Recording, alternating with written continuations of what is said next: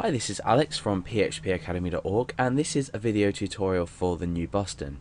Now in this video tutorial and the video tutorials that are going to come after this in this short server series are talking about a predefined variable in PHP called $_server.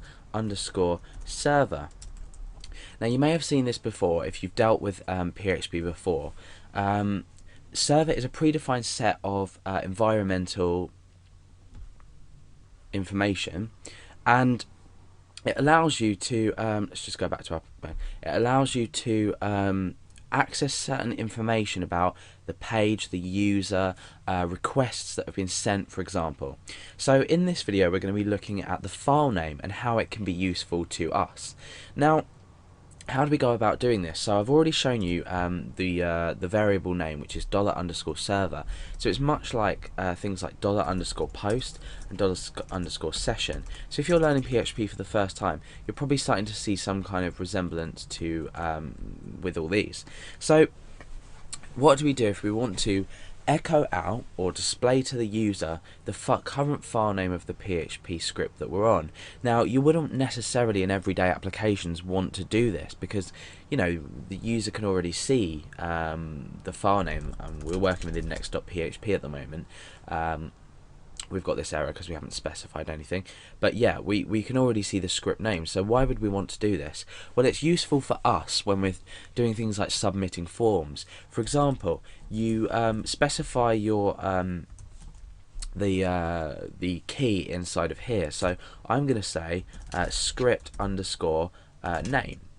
Now what this is going to do is it's going to take the script name and it's going to apply it into a variable. So I'm going to say script name. You can just echo it out straight away like this, but I'm going to put it into a variable so it's just a bit easier to see what we're doing. So we've got the script name here and we're using the predefined server variable, and this is the environmental information that we're putting through. So we've got script_name in capital letters. Now we're echoing this script name. So let's test this and see what we get. Okay, so we've got /series/server/index. Now you can see this corresponds somewhat to my URL in the sense that we're not including the domain name. At the moment I'm working locally on my computer, but we're not including the domain name. So why is this useful? Now let's say we wanted to submit a form, but we didn't know the name of the file that the user was actually currently on. For example, let's create another file and we'll put a form in. And we'll have the action of this, well, we'll leave the action out, that's the point. So method equals post.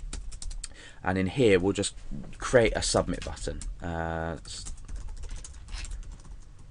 Equals submit. Name equals submit, and value equals submit. Now I've given this a name so we can keep track of when this button has actually been pressed. So let's save this as header.inc.php. Now what I'm going to do with this is I'm going to include it in the top of my script. So you should have already had a look at the include function already. So header.inc.php. Now what this is going to do is it's going to include this inside of our script. So let's just check that out and see what happens. Okay, so now we've included this button here. Now what happens if we want to, I mean at the moment I've left action blank. What happens if we had another page? So I'm going to create another PHP page here, another page.php. What happens if we had another page and we were including this file as well? So header.inc.php. Now what I want to do is I want to have, let's just get rid of this for now. I want to submit this this form, but I want the action to be updated depending on what page I'm on. Because if I was to say have this button here, but I had let's say if is set $_post submit echo, we could say anything really, process 1. This process might be, say, registering the user, if that makes sense. Let's just copy and paste this over to the other page, but we can now call this process 2. So on index.php we're dealing with process 1, and on here we're dealing with process 2. However, we've got the same form.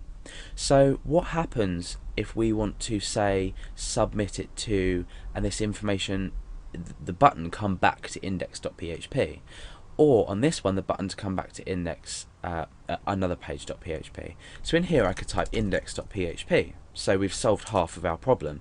So let's refresh the page, and I click submit, and it comes up with process 1. But now if we access the other page, you can see that when I click submit, we go back to index.php. However, what I want to do is stay on another page.php, but process this here. So how are we going to go about this? Well, the answer is simple. We've already looked at this. We've already looked at this script file name or script name. So what we can do is we can specify a full file name. So we could say script name equals, and this could be relative obviously to server, and in here we could type, let's say, script name. Now what's happened here is we have we've created something that's going to be dynamically updated depending on what page they're on. So this header include is included on index and another page, but when we're on index this will be different, and when we're on another page this will be different again. So let's change this action here and update it dynamically. So we can set PHP tags to put this in here, and we can just echo out script name. So now what's going to happen is whatever page we're on, let's just view the source, you can see that form action equals another page.php there with the long the file names that the directories that we're currently in. However, when we're on index.php, you can see that it's automatically changed again. So obviously this isn't going to work at the moment. Well, it will, because just because of the way everything's set up. So let's just go over to another page, and we click submit, and we've done that. So we've used the same form to process but on 2 different pages. Now how would this be useful in a real life application? Now let's say this submit button had a form field which was username and password, and you wanted to log your users in but keep them on the same page as they are. You could use a form to log your user in, everything could work absolutely fine, and then what you could do is, using this variable that we've set here, you could redirect them back to the page that they submitted the user login from.